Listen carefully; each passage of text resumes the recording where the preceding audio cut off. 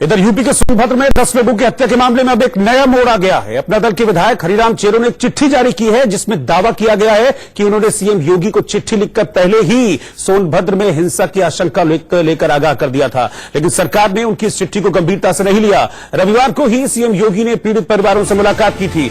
आपको बता दें कि 17 जुलाई को यह पूरा मामला सामने आया था, जब 10 लोगों की हत्या कर दी गई थी। पहले उनको लाठी डंडों से पीटा गया, उसके बाद गोलियां चलाकर 10 लोगों को मौत के घाट उतार दिया गया था। इस मामले में अब अपना दल के विधायक का यह कहना है कि इस हिंसा की आशंका उनको पहले ही सी थी और अपनी ही सी आशंका को उन्होंने एक चिट्ठी के जरिए योगी सरकार को अवगत भी करा दिया था, लेकिन वक्त रहते यूपी सरकार ने कार्रवाई नहीं की। एक तरीके से वो आरोप लगा रहे हैं प्रदेश सरकार पर कि प्रदेश सरकार अगर पहले इस मामले में एक्टिव रहती तो सोनभद्र जैसा हत्याकांड होता ही नहीं, 10 लोगों की जान जाती ही नहीं। आपको बता दें कि इस हत्याकांड के बाद सीएम योगी आदित्यनाथ खुद पहुंचे थे सोनभद्र और घायलों से उन्होंने मुलाकात की थी। जिन 10 लोगों की मौत हुई है इस हत्याकांड में, उनके परिवार वालों से मिले थे, 18-18 लाख रुपए के मुआवजे का ऐलान भी किया था।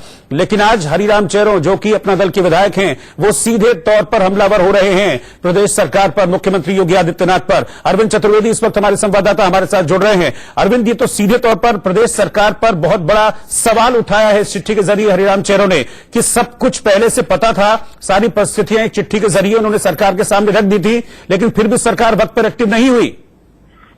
मैं आपको यही बताना चाहता हूं कि अपना दल के विधायक हरिराम चेरो, जो कि दुधली से विधायक हैं, और उन्होंने ये वो सारी बातें लिखी हैं जो इस समय सरकार बता रही है कि किस तरीके से सोसाइटी किसी आईएएस अफसर के नाम है और कैसे उस सोसाइटी में गड़बड़ियां की गई हैं। और उन्होंने ये भी आशंका व्यक्त की है कि जो गौड़ आदिवासी हैं उनका नरसंहार हो सकता है, उनके खिलाफ बड़ी साजिश की जा सकती है।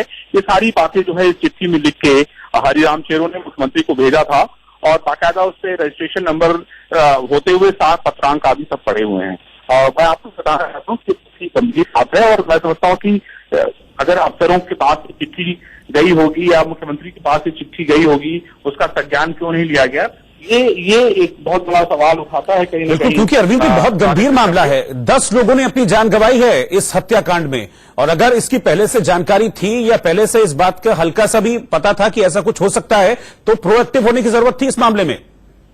निश्चित रूप से इससे ये पता चलता है कि विधायकों की चिट्ठी की क्या स्थिति है। विधायक अगर चिट्ठी लिखते हैं तो उसको देखा जाता है या नहीं देखा जाता है, क्योंकि विधायक इस तरह का आरोप पहले भी कई बार लगा चुके हैं कि उनकी चिट्ठियों का संज्ञान जो है नहीं लिया जाता है। और शायद हरिराम चेरो की चिट्ठी यही बता रही है, क्योंकि जिस तरीके से आप देखें कि इस चिट्ठी में एक एक लाइन वही सारी लिखी गई है जो सरकार इस समय बयां कर रही है। किस तरह से आप जो है पहले जमीन सोसाइटी के नाम की गई, उसके बाद सोसाइटी से एक किसी व्यक्ति के नाम कर दी गई, उसमें आईएएस अफसर की जो संलिप्तता है वो बताया गया है। ठीक है, अब देखते हैं कि इस चिट्ठी के बाद अब सरकार और अफसर किस तरह से रिएक्ट करते हैं। बहुत शुक्रिया आपका।